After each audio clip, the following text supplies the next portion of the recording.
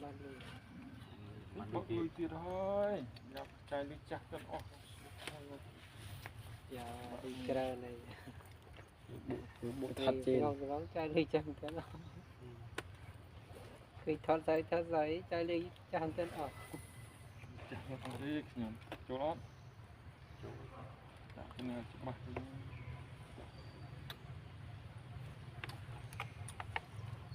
cái đó nên phải đi nhầm là thiếu chất cây năm cái chiết nó cỏ cỏ gì đó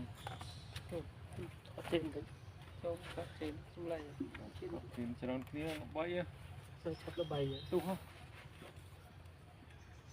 tao em ha bốc bôi với nó màu tam tao rô với nào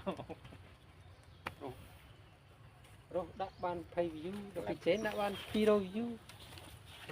là pro màu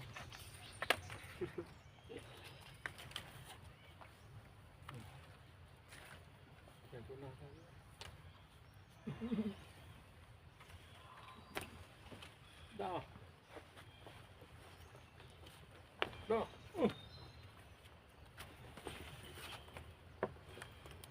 cái lô xe đi ngồi bắn vào đi nó biết cần không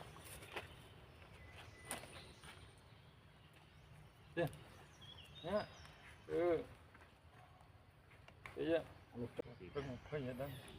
chỉ stop what stop nó đánh mà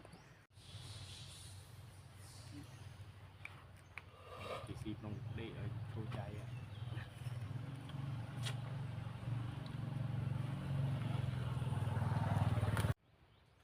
chỉ áp vượt mỗi ấy dây bố đối dương dây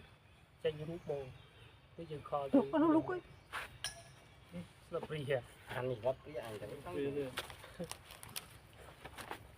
alio Leo nó làm cái gì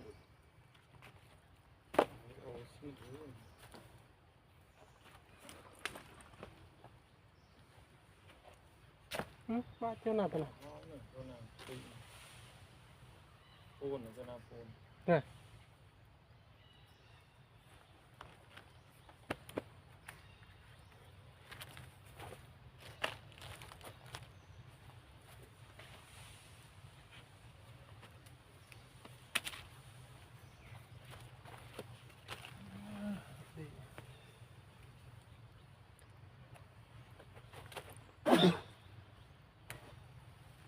rừng vào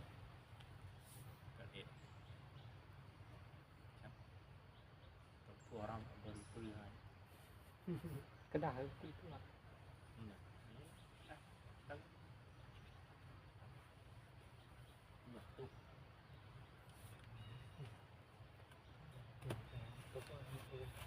rồi xin nó cái vinh xe nó xem nhiều tính đại cái đồng luôn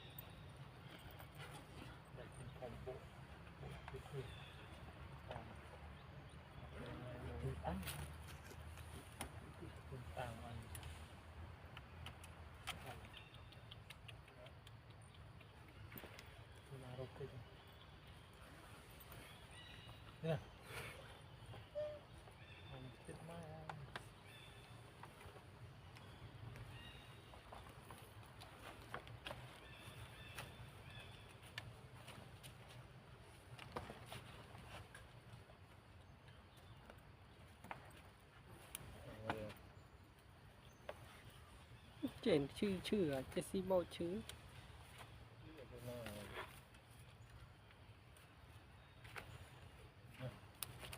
đi lôi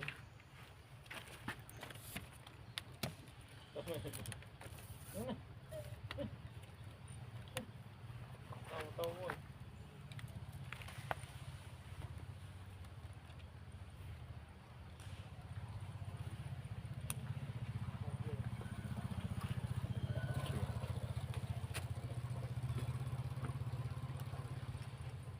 tôi mười hai ly ôm mình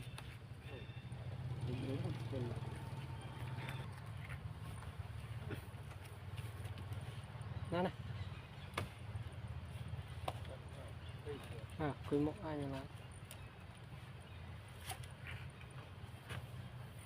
tóm lên một tí vào một tí vào Itu mentah kat tu nama. đó là sao Lalu cek ni. chị xị nè rồi ngồi cho lên chắp luôn đấy anh này cái chắp nó cứ vào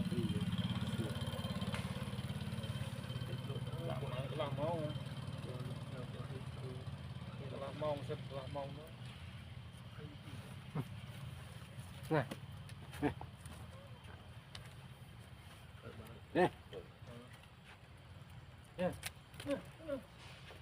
không có tiền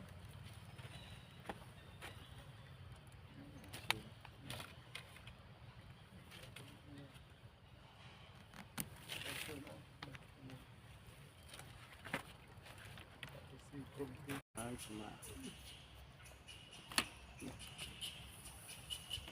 Thọt ơi, thon. Bên thọt ơi, một cái thon nữa. Rồi, step lại. lại họ đi mà lại mình bị đánh nào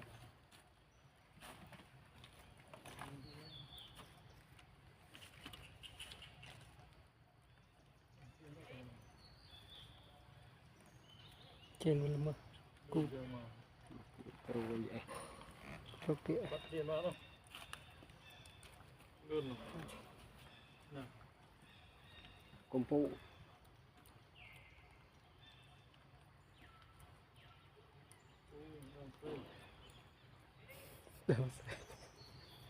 Vâng nên chưa đau chữ được tạp lực rồi này, tha đau này tha đau nó. Đau xây ra thì này. bố ôi này xì mùi trộm này thì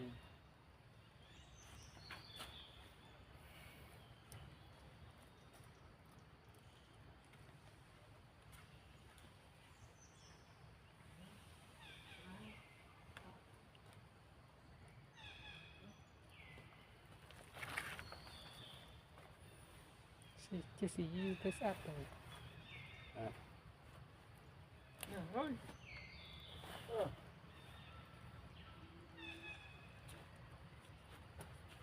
pha tay tao chết rồi cũng đã giúp trời đã giúp